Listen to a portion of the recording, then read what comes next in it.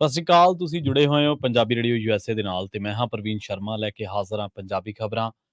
ਅੱਜ ਦਾ ਇੱਕ ਖਬਰ ਤੇ ਨਜ਼ਰ ਪ੍ਰੋਗਰਾਮ ਸਾਲ 2023 ਦੀ 20 ਅਗਸਤ ਦਾ ਪ੍ਰੋਗਰਾਮ ਹੈ ਤੇ ਦਿਨ ਅੱਜ ਐਤਵਾਰ ਹੈ। ਪ੍ਰੋਗਰਾਮ ਨੂੰ ਸਪਾਂਸਰ ਕਰਦੇ ਨੇ ਖਾਲਸਾ ਇੰਸ਼ੋਰੈਂਸ ਏਜੰਸੀ ਵਾਲੇ, ਜਿਨ੍ਹਾਂ ਤੋਂ ਤੁਸੀਂ ਹਰ ਤਰੀਕੇ ਦੀ ਇੰਸ਼ੋਰੈਂਸ ਲੈ ਸਕਦੇ ਹੋ। ਇੰਸ਼ੋਰੈਂਸ ਬਾਰੇ ਪਤਾ ਕਰਨ ਦੇ ਲਈ ਇਹਨਾਂ ਦਾ ਨੰਬਰ ਹੈ 408 272 2500। ਇਹ ਪਿਛਲੇ 32 ਸਾਲ ਤੋਂ ਵੀ ਵੱਧ ਸਮੇਂ ਤੋਂ ਇੰਸ਼ੋਰੈਂਸ ਦੇ ਵਿੱਚ ਸ਼ਾਨਦਾਰ ਸੇਵਾਵਾਂ ਦੇ ਰਹੇ ਨੇ ਅਤੇ ਅਮਰੀਕਾ ਭਰ ਦੇ ਵਿੱਚ ਇੰਸ਼ੋਰੈਂਸ ਕਰਦੇ ਨੇ। ਇਹਨਾਂ ਸੇਵਾਵਾਂ ਦਾ ਲਾਭ ਉਠਾਉਣ ਦੇ ਲਈ ਅੱਜ ਹੀ ਡਾਇਲ ਕਰੋ 408 272 2500। ਟਰਕੀਅਨ ਇਮੀਗ੍ਰੇਸ਼ਨ ਲਾ ਫਰਮ ਵਾਲੇ, ਜੇ ਟਰਕੀਅਨ ਅਟਾਰਨੀ ਟਰਕੀਅਨ ਦੇ ਨਾਲ ਤੁਸੀਂ ਯੂਐਸ ਇਮੀਗ੍ਰੇਸ਼ਨ ਬਾਬਤ ਕੋਈ ਵੀ ਸਲਾਹ ਕਰਨੀ, ਕੋਈ ਵੀ ਸਵਾਲ ਪੁੱਛਣਾ ਹੈ ਤੇ ਇਹਨਾਂ ਦਾ ਨੰਬਰ ਹੈ 4159090503। ਗੁਰਦੀਪ ਸਿੰਘ ਬਿਰਦੀ ਕਲੋਬੀ, Satnam Singh Shergill Selma, Visalia family Fresno, Mandeep Singh, Sandeep Kaur San Jose ਤੇ ਮਨਜੀਤ ਸਿੰਘ ਸੈਨ ਹੋਜ਼ੇ, ਇਹਨਾਂ ਸਾਰੇ ਹੀ ਸਪਾਂਸਰ ਦਾ ਬਹੁਤ-ਬਹੁਤ ਧੰਨਵਾਦ। ਤੇ ਜੇਕਰ ਤੁਸੀਂ ਵੀ ਪੰਜਾਬੀ ਰੇਡੀਓ ਯੂਐਸਏ ਦੇ ਇਹਨਾਂ ਪ੍ਰੋਗਰਾਮਾਂ ਨੂੰ ਸਪਾਂਸਰ ਕਰਨਾ ਚਾਹੁੰਦੇ ਹੋ ਤਾਂ ਸਟੂਡੀਓ ਦਾ ਨੰਬਰ ਹੈ 408272 5200। ਖਬਰਾਂ ਦੀ ਸ਼ੁਰੂਆਤ ਕਰਦੇ ਹਾਂ ਕਾਂਗਰਸ ਦੀ ਸਿਆਸਤ ਦੇ ਨਾਲ ਜੁੜੀ ਖਬਰ ਤੋਂ। ਕਾਂਗਰਸ ਦੀ ਵਰਕਿੰਗ ਕਮੇਟੀ ਦਾ ਐਲਾਨ ਹੋ ਗਿਆ। ਕਾਂਗਰਸ ਪਾਰਟੀ ਨੇ ਆਪਣੀ ਨਵੀਂ ਵਰਕਿੰਗ ਕਮੇਟੀ ਦਾ ਐਲਾਨ ਕਰ ਦਿੱਤਾ ਹੈ। ਪੰਜਾਬ ਦੇ ਸਾਬਕਾ ਮੁੱਖ ਮੰਤਰੀ ਚਰਨਜੀਤ ਸਿੰਘ ਚੰਨੀ ਨੂੰ ਕਾਂਗਰਸ ਹਾਈ ਕਮਾਂਡ ਨੇ CWC ਦੇ ਮੈਂਬਰ ਵਜੋਂ ਸ਼ਾਮਲ ਕੀਤਾ ਹੈ। ਦੂਜੇ ਪਾਸੇ ਪੰਜਾਬ ਕਾਂਗਰਸ ਦੇ ਸਾਬਕਾ ਪ੍ਰਧਾਨ ਨਵਜੋਤ ਸਿੰਘ ਸਿੱਧੂ ਨੂੰ CWC ਦੇ ਵਿੱਚ ਥਾਂ ਨਹੀਂ ਮਿਲੀ, ਕਾਂਗਰਸ ਵਰਕਿੰਗ ਕਮੇਟੀ ਦੇ ਵਿੱਚ ਥਾਂ ਨਹੀਂ ਮਿਲੀ। ਇਸ ਤੋਂ ਪਹਿਲਾਂ ਵੀ ਸਿੱਧੂ ਨੂੰ ਪੰਜਾਬ ਪ੍ਰਦੇਸ਼ ਕਾਂਗਰਸ ਕਮੇਟੀ ਦੇ ਵਿੱਚ ਥਾਂ ਨਹੀਂ ਦਿੱਤੀ ਗਈ ਸੀ। ਦੱਸ ਦਈਏ ਕਿ ਫਰਵਰੀ 2022 ਦੀਆਂ ਪੰਜਾਬ ਵਿਧਾਨ ਸਭਾ ਚੋਣਾਂ ਦੇ ਦੌਰਾਨ ਨਵਜੋਤ ਸਿੰਘ ਸਿੱਧੂ ਸੂਬਾ ਕਾਂਗਰਸ ਦੇ ਮੁਖੀ ਸਨ, ਪਰ ਚੋਣਾਂ ਦੇ ਵਿੱਚ ਕਰਾਰੀ ਹਾਰ ਤੋਂ ਬਾਅਦ ਕਾਂਗਰਸ ਹਾਈ ਕਮਾਂਡ ਨੇ ਉਹਨਾਂ ਦੇ ਅਸਤੀਫੇ ਦੀ ਮੰਗ ਕੀਤੀ ਸੀ। ਉਸ ਤੋਂ ਬਾਅਦ ਗਿੱਦੜਬਾਹਾ ਤੋਂ ਵਿਧਾਇਕ ਅਮਰਿੰਦਰ ਸਿੰਘ ਰਾਜਾ ਵੜਿੰਗ ਨੂੰ ਪੰਜਾਬ ਪ੍ਰਦੇਸ਼ ਕਾਂਗਰਸ ਦਾ ਨਵਾਂ ਪ੍ਰਧਾਨ ਬਣਾਇਆ ਗਿਆ ਸੀ। ਉਦੋਂ ਤੋਂ ਹੀ ਕਿਆਸਾਂ ਰਾਈਆਂ ਚੱਲ ਰਹੀਆਂ ਸਨ ਕਿ ਕਾਂਗਰਸ ਹਾਈ ਕਮਾਂਡ ਸਿੱਧੂ ਨੂੰ ਕੇਂਦਰ ਦੀ ਲੀਡਰਸ਼ਿਪ ਦੇ ਵਿੱਚ ਥਾਂ ਦੇ ਸਕਦੀ ਹੈ। ਹਾਲਾਂਕਿ ਆਲ ਇੰਡੀਆ ਕਾਂਗਰਸ ਕਮੇਟੀ ਵੱਲੋਂ ਐਤਵਾਰ ਨੂੰ ਜਾਰੀ ਕੀਤੀ ਗਈ ਪਾਰਟੀ ਦੀ ਨਵੀਂ ਵਰਕਿੰਗ ਕਮੇਟੀ ਮੈਂਬਰਾਂ ਦੀ ਸੂਚੀ ਦੇ ਵਿੱਚ ਸਿੱਧੂ ਨੂੰ ਥਾਂ ਨਹੀਂ ਦਿੱਤੀ ਗਈ।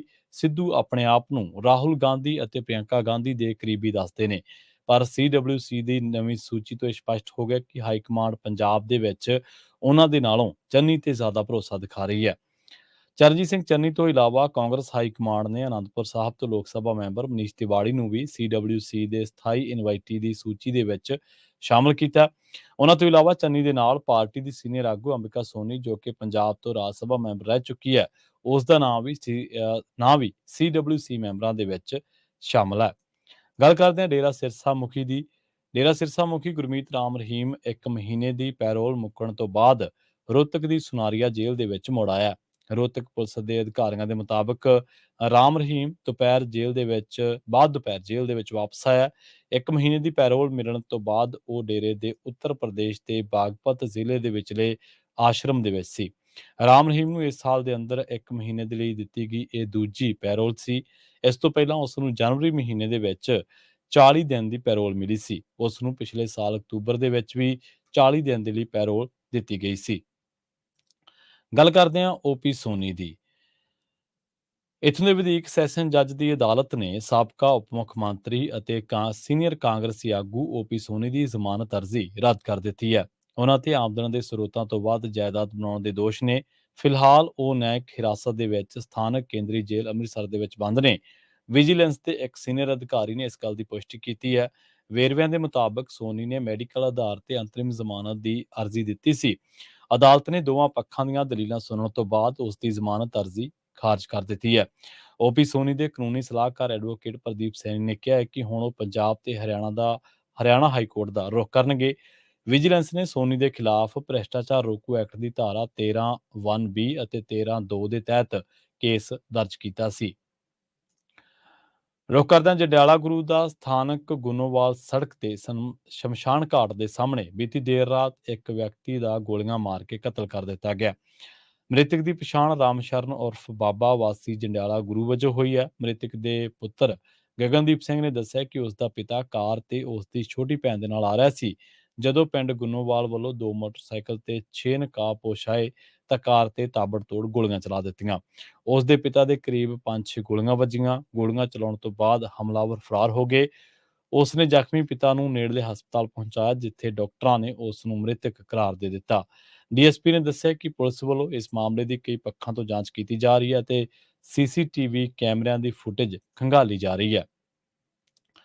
ਰੁੱਖ ਕਰਦਿਆਂ ਰਈਆ ਦਾ ਬਿਆਸ ਪੁਲਿਸ ਵੱਲੋਂ ਬੀਤੇ ਦਿਨੀ ਮੋਬਾਈਲ ਚੋਰੀ ਦੇ ਕੇਸ ਦੇ ਵਿੱਚ ਫੜੇ ਵਿਅਕਤੀ ਗਗਨਦੀਪ ਸਿੰਘ ਨੇ ਥਾਣੇ ਦੇ ਵਿੱਚ ਖੁਦਕੁਸ਼ੀ ਕਰ ਲਈ ਹੈ। ਇਹ ਸਾਰੀ ਘਟਨਾ ਥਾਣੇ ਦੇ ਵਿੱਚ ਲੱਗੇ ਸੀਸੀਟੀਵੀ ਕੈਮਰਿਆਂ ਦੇ ਵਿੱਚ ਕੈਦ ਹੋ ਗਈ ਹੈ। ਪੁਲਿਸ ਨੇ ਦੋ ਵਿਅਕਤੀਆਂ ਨੂੰ ਕਾਬੂ ਕਰਕੇ ਉਹਨਾਂ ਦੇ ਕਬਜ਼ੇ ਦੇ ਵਿੱਚੋਂ ਕਰੀਬ 53 ਮੋਬਾਈਲ ਫੋਨ ਬਰਾਮਦ ਕੀਤੇ ਸਨ। ਇਸ ਸੰਬੰਧੀ ਜੁਡੀਸ਼ੀਅਲ ਮੈਜਿਸਟ੍ਰੇਟ ਬਾਬਾ ਬਕਾਲਾ ਵਿਕਰਮਜੀਤ ਸਿੰਘ ਵੱਲੋਂ ਮੈਜਿਸਟ੍ਰੇਟੀ ਜਾਂਚ ਕੀਤੀ ਜਾ ਰਹੀ ਹੈ, ਜਦਕਿ ਮੈਡੀਕਲ ਬੋਰਡ ਵੱਲੋਂ ਲਾਸ਼ ਦਾ ਪੋਸਟਮਾਰਟਮ ਕਰਵਾਇਆ ਗਿਆ। ਮਿਲੀ ਜਾਣਕਾਰੀ ਦੇ ਮੁਤਾਬਕ ਵਿਕਰਮਜੀਤ ਸਿੰਘ ਨੇ ਥਾਣੇ ਦੇ ਵਿੱਚ ਲੱਗੇ ਸੀਸੀਟੀਵੀ ਕੈਮਰਿਆਂ ਦੀ ਫੁਟੇਜ ਦੀ ਜਦੋਂ ਘੋਖ ਕੀਤੀ ਸੀ ਤਾਂ ਉਸ ਸਮੇਂ ਥਾਣੇ ਦੇ ਵਿੱਚ ਮੌਜੂਦ ਸੀਨੀਅਰ ਪੁਲਿਸ ਅਧਿਕਾਰੀਆਂ ਅਤੇ ਪੁਲਿਸ ਮੁਲਾਜ਼ਮਾਂ ਦੇ ਨਾਲ ਗੱਲਬਾਤ ਕੀਤੀ ਸੀ। ਲਦਾਖ ਦੇ ਜ਼ਿਲ੍ਹੇ ਲੇਹ ਦੇ ਵਿੱਚ ਫੌਜ ਦਾ ਇੱਕ ਵਾਹਨ ਡੂੰਘੀ ਖੱਡ ਦੇ ਵਿੱਚ ਡਿੱਗਣ ਕਰਕੇ 9 ਜਿਹੜੇ ਆਰਮੀ ਮੈਨ ਸੀਗੇ ਉਹ ਸ਼ਹੀਦ ਹੋ ਗਏ।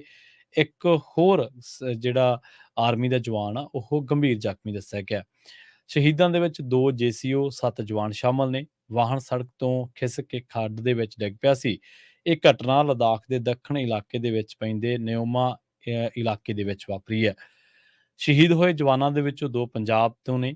ਪੰਜਾਬ ਦੇ ਮੁੱਖ ਮੰਤਰੀ ਭਗਵੰਤ ਮਾਨ ਨੇ ਇਸ ਹਾਦਸੇ ਉੱਤੇ ਡੂੰਘੇ ਦੁੱਖ ਦਾ ਪ੍ਰਗਟਾਵਾ ਕੀਤਾ। ਉਹਨਾਂ ਨੇ ਟਵੀਟ ਕਰਦੇ ਹੋਏ ਲਿਖਿਆ ਕਿ ਲਦਾਖ ਦੇ ਵਿੱਚ ਬੀਤੀ ਰਾਤ ਵਾਪਰੇ ਇੱਕ ਭਿਆਨਕ ਹਾਦਸੇ ਦੇ ਵਿੱਚ ਸਾਡੇ ਦੇਸ਼ ਦੀ ਫੌਜ ਦੇ 9 ਬਹਾਦਰ ਜਵਾਨ ਸ਼ਹੀਦ ਹੋਣ ਦੀ ਦੁਖਦ ਖਬਰ ਮਿਲੀ ਹੈ। ਪੰਜਾਬ ਦੇ ਵੀ 2 ਜਵਾਨ ਇਸ ਹਾਦਸੇ ਦੇ ਵਿੱਚ ਸ਼ਹੀਦ ਹੋਏ ਨੇ। ਇੱਕ ਫਰੀਦਕੋਟ ਜ਼ਿਲ੍ਹੇ ਦਾ ਜਵਾਨ ਰਮੇਸ਼ ਲਾਲ ਇਸ ਹਾਦਸੇ ਦੇ ਵਿੱਚ ਸ਼ਹੀਦ ਹੋਇਆ ਤੇ ਦੂਜਾ ਬੱਸੀ ਪਠਾਣਾ ਦੇ ਪਿੰਡ ਕਮਾਲੀ ਦਾ ਜਵਾਨ ਤਰਨਦੀਪ ਸਿੰਘ ਇਸ ਹਾਦਸੇ ਦੇ ਵਿੱਚ ਸ਼ਹੀਦ ਹੋ ਗਿਆ। ਜਵਾਨਾਂ ਦੇ ਪਰਿਵਾਰਾਂ ਦੇ ਨਾਲ ਉਹਨਾਂ ਲਿਖਿਆ ਕਿ ਮੇਰੀ ਦਿਲੋਂ ਹਮਦਰਦੀ, ਅਸੀਂ ਵਾਅਦੇ ਦੇ ਮੁਤਾਬਕ ਸ਼ਹੀਦ ਜਵਾਨਾਂ ਦੇ ਪਰਿਵਾਰਾਂ ਦੇ ਨਾਲ ਖੜੇ ਹਾਂ। ਗੱਲ ਕਰੀਏ ਕਾਂਗਰਸ ਦੀ ਰਾਜਨੀਤੀ ਦੀ। ਪੰਜਾਬ ਪ੍ਰਦੇਸ਼ ਕਾਂਗਰਸ ਦੇ ਪ੍ਰਧਾਨ ਅਮਰਿੰਦਰ ਸਿੰਘ ਰਾਜਾ ਵੜਿੰਗ ਦੀ ਸ਼ਿਕਾਇਤ ਤੇ ਕਾਰਵਾਈ ਕਰਦਿਆਂ ਹਲਕਾ ਅਬੋਹਰ ਤੋਂ ਵਿਧਾਇਕ ਸੰਦੀਪ ਜਾਖੜ ਨੂੰ ਬਾਹਰ ਦਾ ਰਸਤਾ ਵਿਖਾ ਦਿੱਤਾ ਗਿਆ। ਦੱਸ ਦਈਏ ਕਿ ਕਾਂਗਰਸ ਕਮੇਟੀ ਵੱਲੋਂ ਜਾਰੀ ਕੀਤੇ ਗਏ ਇੱਕ ਪੱਤਰ ਦੇ ਵਿੱਚ ਸੰਦੀਪ ਜਾਖੜ ਤੇ ਪਾਰਟੀ ਵਿਰੋਧੀ ਗਤੀਵਿਧੀਆਂ ਦੇ ਵਿੱਚ ਸ਼ਾਮਲ ਹੋਣ ਦਾ ਇਲਜ਼ਾਮ ਲਾਇਆ ਗਿਆ ਸੀ।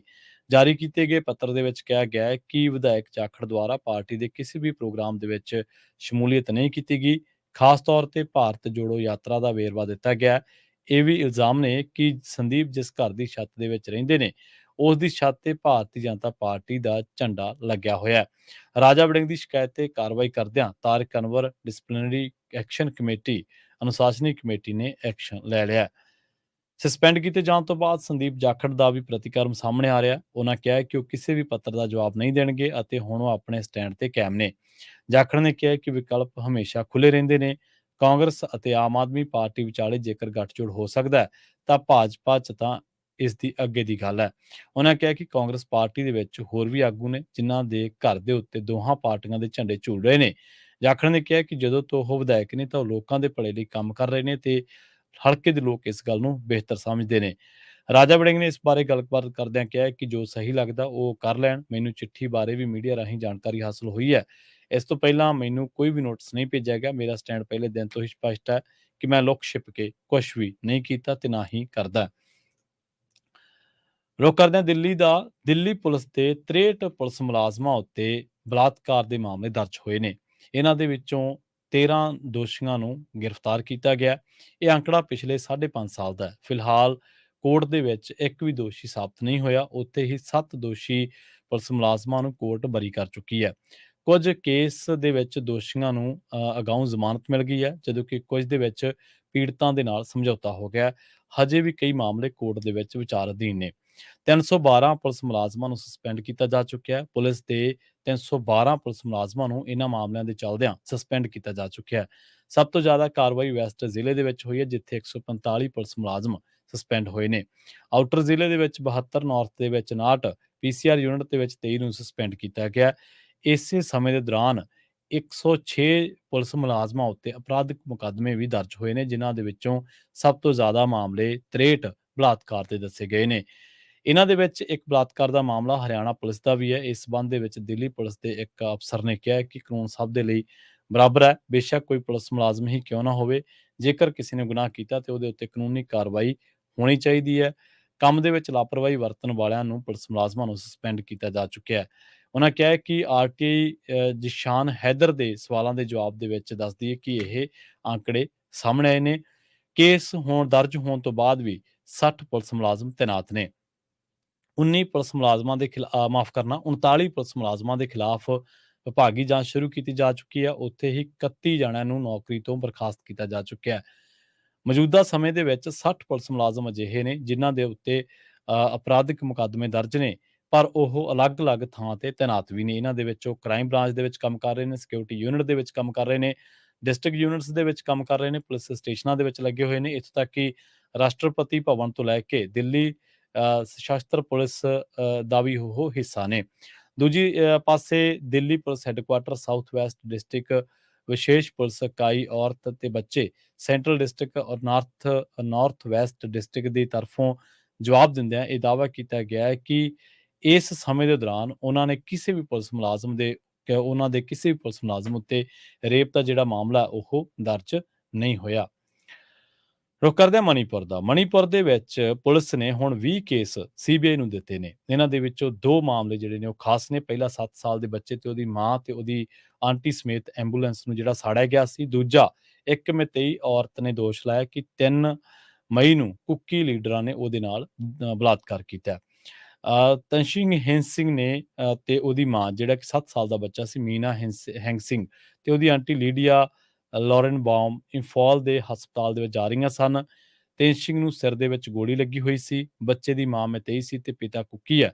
ਵੈਸਟ ਇੰਫਾਲ ਦੇ ਵਿੱਚ 4 ਜੂਨ ਦੀ ਗੱਲ ਆ ਜਦੋਂ ਭੀੜ ਨੇ ਉਹਨਾਂ ਦੀ ਐਂਬੂਲੈਂਸ ਨੂੰ ਅੱਗ ਲਾ ਦਿੱਤੀ ਸੀ, ਜਦਕਿ ਪੁਲਿਸ ਵੀ ਸੁਰੱਖਿਆ ਦੇ ਵਿੱਚ ਨਾਲ ਚੱਲ ਰਹੀ ਸੀ। ਇਸ ਮਾਮਲੇ ਦੇ ਵਿੱਚ ਸੀਬੀਆਈ ਨੂੰ 2 FIR ਸੌਂਪੀਆਂ ਗਈਆਂ ਨੇ। ਲੰਫੇਲ ਦੇ ਵਿੱਚ ਇੱਕ FIR ਪੁਲਿਸ ਦੀ ਤਰਫ ਤੋਂ ਪੁਲਿਸ ਦੇ ਪਾਸਿਓਂ ਕਰਾਈ ਗਈ ਹੈ। ਦੂਜੀ ਕਾਂਗ ਪੋਕਪੀ ਦੇ ਵਿੱਚ ਬੱਚੇ ਦੇ ਪਿਤਾ ਜੋਸ਼ੂਆ ਹੈਂਗ ਸਿੰਘ ਨੇ ਦਰਜ ਕਰਵਾਈ ਹੈ।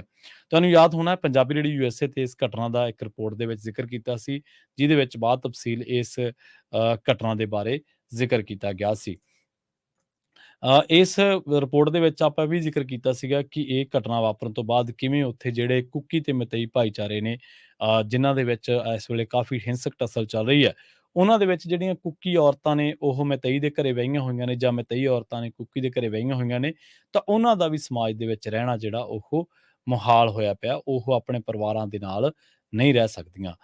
ਹੁਣ ਜਾਂਦੇ-ਜਾਂਦੇ ਜਿਹੜੀ ਆ ਉਹ ਅਮਿਤ ਸ਼ਾਹ ਵੱਲੋਂ ਭਾਜਪਾ ਜਿਹੜੀ ਸਰਕਾਰ ਦਾ ਮੱਧ ਪ੍ਰਦੇਸ਼ ਦੀ ਭਾਜਪਾ ਇਕਾਈ ਦਾ ਜਿਹੜਾ ਰਿਪੋਰਟ ਕਾਰਡ ਜਾਰੀ ਕੀਤਾ ਗਿਆ, ਉਹਦੇ ਬਾਰੇ ਗੱਲ ਕਰਦੇ ਚੱਲਦੇ ਹਾਂ। ਕੇਂਦਰੀ ਗ੍ਰਹਿ ਮੰਤਰੀ ਅਮਿਤ ਸ਼ਾਹ ਨੇ ਮੱਧ ਪ੍ਰਦੇਸ਼ ਸਰਕਾਰ ਦਾ ਪਿਛਲੇ 20 ਸਾਲਾਂ ਦਾ ਰਿਪੋਰਟ ਕਾਰਡ ਜਾਰੀ ਕਰਦਿਆਂ ਦਾਅਵਾ ਕੀਤਾ ਕਿ ਸੂਬੇ ਦੀ ਭਾਜਪਾ ਸਰਕਾਰ ਰਾਜ ਤੇ ਲੱਗਾ ਬਿਮਾਰੂ ਵਰਗ ਦਾ ਟੈਗ ਲਾਉਣ ਦੇ ਵਿੱਚ ਸਫਲ ਰਹੀ ਹੈ, ਜੋ ਕਿ ਪਿਛਲੀ ਕਾਂਗਰਸ ਸਰਕਾਰ ਦੀ ਵਿਰਾਸਤ ਸੀਗੀ। ਰਿਪੋਰਟ ਕਾਰਡ ਜਾਰੀ ਕਰਨ ਤੋਂ ਬਾਅਦ ਇੱਕ ਸਮਾਗਮ ਦੇ ਵਿੱਚ ਮੁੱਖ ਮੰਤਰੀ ਸ਼ਿਵਰਾਜ ਸਿੰਘ ਚੌਹਾਨ, ਮੱਧ ਪ੍ਰਦੇਸ਼ ਭਾਜਪਾ ਦੇ ਪ੍ਰਧਾਨ VD ਸ਼ਰਮਾ, ਸੂਬੇ ਦੇ ਗ੍ਰਹਿ ਮੰਤਰੀ ਨਰੋਤਮ ਮਿਸ਼ਰਾ ਵੀ ਮੌਜੂਦ ਸਨ। ਮੱਧ ਪ੍ਰਦੇਸ਼ ਦੇ ਵਿੱਚ ਇਸ ਸਾਲ ਦੇ ਅਖੀਰ ਦੇ ਵਿੱਚ ਅਸੈਂਬਲੀ ਚੋਣਾਂ ਹੋਣੀਆਂ ਨੇ। ਬਿਮਾਰੂ ਟੈਗ ਅਕਸਰ ਬਿਹਾਰ, ਮੱਧ ਪ੍ਰਦੇਸ਼, ਰਾਜਸਥਾਨ ਅਤੇ ਉੱਤਰ ਪ੍ਰਦੇਸ਼ ਜਿਹੇ ਸੂਬਿਆਂ ਦੇ ਹਵਾਲੇ ਦੇ ਨਾਲ ਵਰਤਿਆ ਜਾਂਦਾ ਸੀ। ਬਿਮਾਰੂ ਤੋਂ ਭਾਵ ਇਹਨਾਂ ਰਾਜਾਂ ਦੇ ਆਰਥਿਕ ਵਿਕਾਸ, ਸਿਹਤ ਸੰਭਾਲ, ਸਿੱਖਿਆ ਅਤੇ ਹੋਰਨਾਂ ਮਾਪਦੰਡਾਂ ਦੇ ਵਿੱਚ ਪਛੜਨਾ ਸੀ। ਨਰੋਤਮ ਮਿਸ਼ਰਾ ਜਾਂ ਕਹਿ ਸਕਦੇ ਹਾਂ ਕਿ ਜਿਹੜੇ ਮੱਧ ਪ੍ਰਦੇਸ਼ ਹੈ, ਇਹ ਉਹੀ ਸੂਬਾ ਹੈ ਜਿੱਥੇ ਕੁਝ ਦਿਨ ਪਹਿਲਾਂ ਹੀ ਇੱਕ ਭਾਜਪਾ ਦੇ ਲੀਡਰ ਉੱਤੇ ਇੱਕ ਆਦੀਵਾਸੀ ਨੌਜਵਾਨ ਉੱਤੇ ਪਿਸ਼ਾਬ ਕਰਨ ਦੇ ਦੋਸ਼ ਲੱਗੇ ਨੇ। ਸੋ ਇਸ ਮਾਮਲੇ ਦੇ ਵਿੱਚ ਭਾਜਪਾ ਨੇ ਸਰਗਰਮੀ ਦਿਖਾਉਂਦਿਆਂ, ਕਿਉਂਕਿ ਚੋਣਾਂ ਨੇੜੇ ਨੇ ਤੇ ਉਸ ਦਲਿਤ ਭਾਈਚਾਰੇ ਦੇ ਅਗਲੇ ਦਿਨ ਪੈਰ ਵੀ ਧੋਤੇ ਸਨ ਮੁੱਖ ਮੰਤਰੀ ਸ਼ਿਵਰਾਜ ਸਿੰਘ ਚੌਹਾਨ ਨੇ। ਜੇਕਰ ਚੋਣਾਂ ਨਾ ਹੋਈਆਂ ਹੁੰਦੀਆਂ ਤਾਂ ਭਾਰਤ ਦੇ ਵਿੱਚ ਦਲਿਤ ਭਾਈਚਾਰੇ ਦੇ ਨਾਲ ਕਿਹੋ ਜਿਹਾ ਵਰਤਾਰਾ ਕੀਤਾ ਜਾਂਦਾ, ਇਹਦੇ ਬਾਰੇ ਕੁਝ ਹੋਰ ਦੱਸਣ ਦੀ ਜ਼ਿਆਦਾ ਲੋੜ ਨਹੀਂ ਹੈ। ਪ੍ਰੋਗਰਾਮ ਖਬਰ ਤੇ ਨਜ਼ਰ ਨੂੰ ਆਪਾਂ ਇੱਥੇ ਹੀ ਸਮਾਪਤ ਕਰਾਂਗੇ। ਮੈਨੂੰ ਪ੍ਰਵੀਨ ਸ਼ਰਮਾ ਨੂੰ ਦਿੱਤੀ ਇਜਾਜ਼ਤ। ਜੁੜੇ ਰਹੋ ਪੰਜਾਬੀ ਰੇਡੀਓ USA ਦੇ ਨਾਲ। ਤੇ ਆਖਿਰ ਦੇ ਵਿੱਚ ਇੱਕ ਵਾਰ ਫਿਰ ਤੋਂ ਤੁਹਾਨੂੰ ਸਭ ਨੂੰ ਪਿਆਰ ਸਤਿਕਾਰ ਸਹਿਤ ਸਤਿ ਸ਼੍ਰੀ ਅਕਾਲ।